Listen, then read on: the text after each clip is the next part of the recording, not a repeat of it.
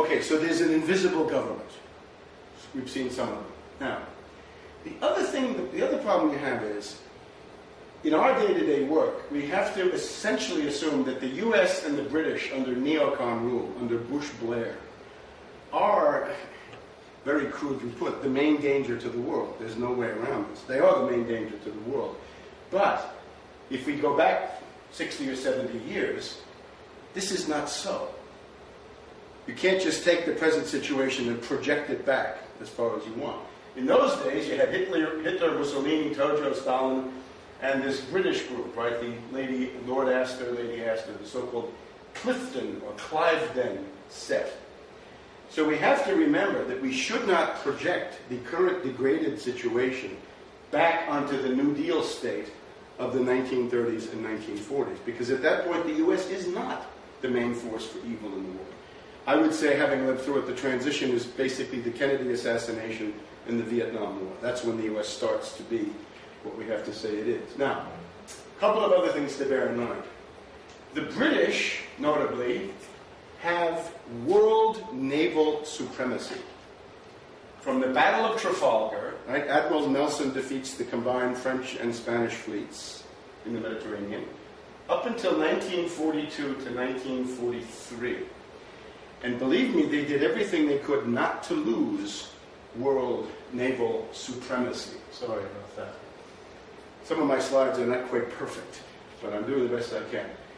So think of World War II as one of the phenomena that accompany the British losing their worldwide naval supremacy, which they had maintained, as you see here, for about a century and a half. This is a really big deal, because the naval supremacy, of course, is how the world holds together, right? Maritime sea lanes, I mean, that's what there was at the time. Now, let's do a short course in geopolitics. British geopolitics says, if there's a series of different competing powers, the British have to ally. If the British are number one, they have to ally with number three against number two. Okay? So if the British are number one, they've got to ally with the US against Germany, which they do. And actually, in World War I, you have to remember, they even ally with Japan. Japan is on the side of the British in World War I. People know this? No, it's absolutely fundamental. That Japan works with the British during World War I against Germany. One of the problems of having the alliance between Tojo and Hitler in World War II is a lot of German resentment against the fact that the Japanese had stabbed them in the back. They took all their colonies in the Pacific when the Germans were tied up in Europe. So again, here the British do the masterpiece. They ally with number three and number four against number two, and they wipe out number two. But now what happens? Now it's later, it's after World War I, the German fleet has been completely destroyed. It's gone. It's at the bottom of the ocean. Scalpel flow. Complicated story.